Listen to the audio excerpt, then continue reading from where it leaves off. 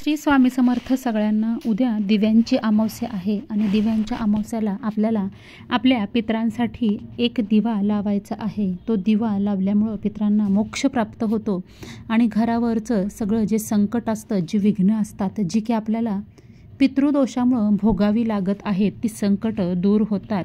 तर पितरांसाठी दिवा कशाचा बनवायचा आहे, कसा लावायचा आहे, कुठं लावायचा आहे, किती वेळ लावायचा आहे आणि ते कोणत्या दिशेला तो दिवा लावायचा आहे, ह्या सगळ्या प्रश्नांची उत्तरं तुम्हाला आजच्या व्हिडिओमध्ये देणार आहे। त्यामुळे व्हिडिओ अगदी शेवटपर्यंत पहा आणि पहिल्यांदाच माझ्या चॅनलवर नवीन आला असाल आणि आजचा व्हिडिओ पाहत असाल तर आपल्या चॅनलला सबस्क्राईब करायला अजिबात विसरू नका।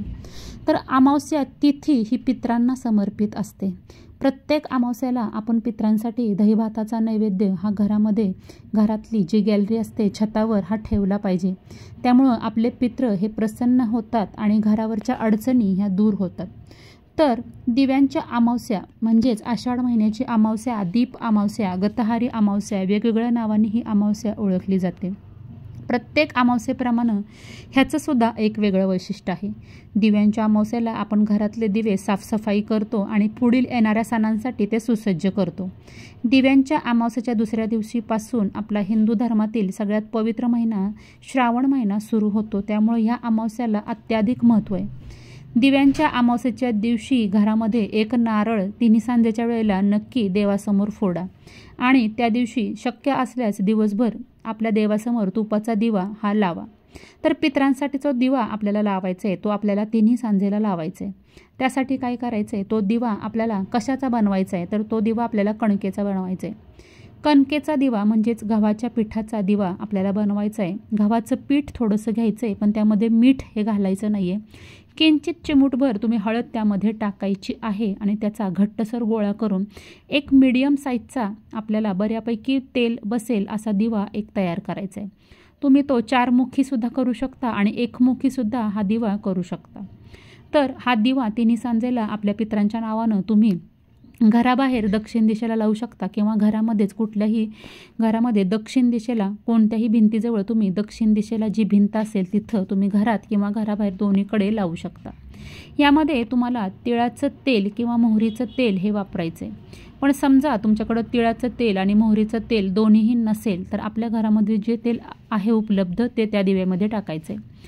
हा दिवा कमीत कमी 12 वाजेपर्यंत जळेल अशा पद्धतीनं यामध्ये आपल्याला तेल टाकायचं आहे आणि या दिव्यामधली जी वात असेल ती 2 मुखी वात असावी, जोड वात असावी, म्हणजेच 2 वातींची मिळून एक वात केलेली असावी। तुम्ही 4 मुखी दिवा केला तर 4ही बाजूला 4 वाती येतील अशा पद्धतीनं आपल्याला दिवा लावायचा आहे।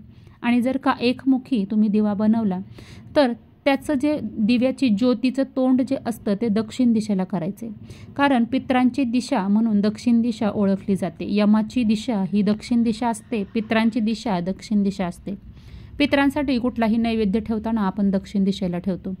आपल्याला हा दिवा ठेवताना त्याखाली तांदळाचं आसन हे द्यायचं आहे। एखाद्या प्लेटमध्ये किंवा एखाद्या कागदावर किंवा एखाद्या झाडाच्या पानावर थोडेसे तांदूळ घेऊन त्यावर हा दिवा ठेवून तो संध्याकाळच्या वेळेस प्रज्वलित करायचा आहे आणि हा दिवा ठेवून आपण पितरांना नमस्कार करायचा आहे, पितरांची आठवण काढायची, आपल्यावरचं संकट दूर व्हावं म्हणून आपण पितरांना प्रार्थना करायची आणि काही चुकलं असेल तर क्षमा याचनासुद्धा आपल्या पितरांना आपण करायची। आपल्याला आपलं चांगलं वाईट हे जे घडतं, जे आपलं प्रारब्ध असतं ते आपल्या पितरांचं दोष, पाप, पुण्य जे काही असेल ते पुढच्या पिढीला हे भोगायला मिळतं। आपले पित्र ज्या पद्धतीचे असतील त्या पद्धतीचे म्हणजेच ते पुण्यवान, अतिपुण्यवान असतील तर त्याचा नक्कीच पुढच्या पिढीला फायदा होतो आणि ज्या लोकांच्या पितरांनी काही ना काही कळत किंवा नकळत त्यांच्या हातून काही पापं घडली असतील तर त्याचा परिणाम हा त्यांच्या पुढच्या पिढीला भोगावा लागतो आणि ह्या सगळ्यातून थोडासा दिलासा मिळावा, ह्यातून थोडीशी सुटका व्हावी म्हणून आपण पितृदोषासाठी नेहमी काही ना काही उपाय हे करत असतो। पितरांसाठीचे जे उपाय करतो ते आपण मुख्यत्वे आपण अमावस्येला करतो। प्रत्येक अमावस्येला पित्र हे दारामध्ये उंबऱ्याच्या बाहेर उभं राहून आपल्याला आपले वंशज, आपली पिढी, आपली आठवण काढत असतील, आपल्याला काहीतरी नैवेद्य देतील म्हणून वाट बघत असतात। त्यांना फक्त अमावस्येच्या दिवशीच पृथ्वी तलावर येण्याची परवानगी असते आणि आपल्या घरातल्या लोकांनी त्यांना जर का काही नैवेद्य नाही दिला किंवा त्यांची आठवण नाही काढली तर पित्र आपल्यावर नाराज होतात। त्यामुळे प्रत्येक अमावस्येला तुम्ही पितरांसाठी काही ना काही हे उपाय करत जावा.